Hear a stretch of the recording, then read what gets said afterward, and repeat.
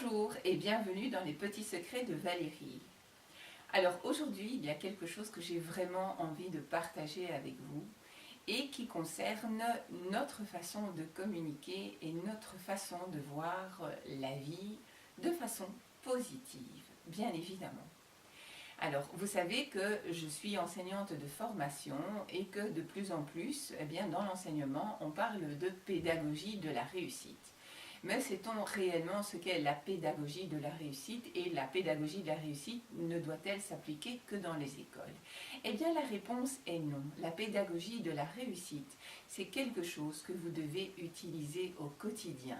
Que ce soit avec vos enfants, que ce soit avec votre entourage, qu'il soit familial, amical ou professionnel, vous devez, au lieu de pointer le doigt sur les choses qui ne vont pas, comme nous avons tous l'habitude de faire, si nous regardions et si nous encouragions plutôt les actes que nous estimons comme justes, comme positifs, pour encourager l'autre, pour qu'il puisse prendre de plus en plus confiance en lui, qu'il se sente de mieux en mieux dans sa peau et finalement pour que nous puissions établir une meilleure relation.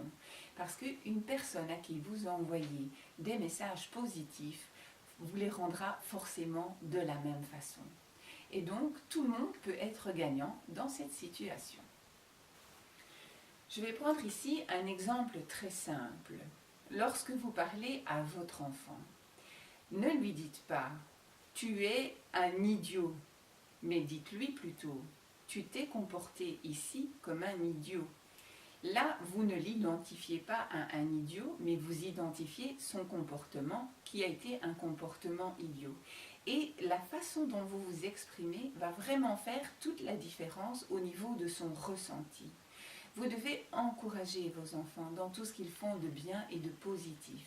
Plus vous l'encouragez, plus il prendra confiance en lui et plus il sera capable d'utiliser ses pleines capacités. Et c'est ce que nous voulons tous, nous, en tant que parents, nous voulons ce qu'il y a de mieux pour nos enfants.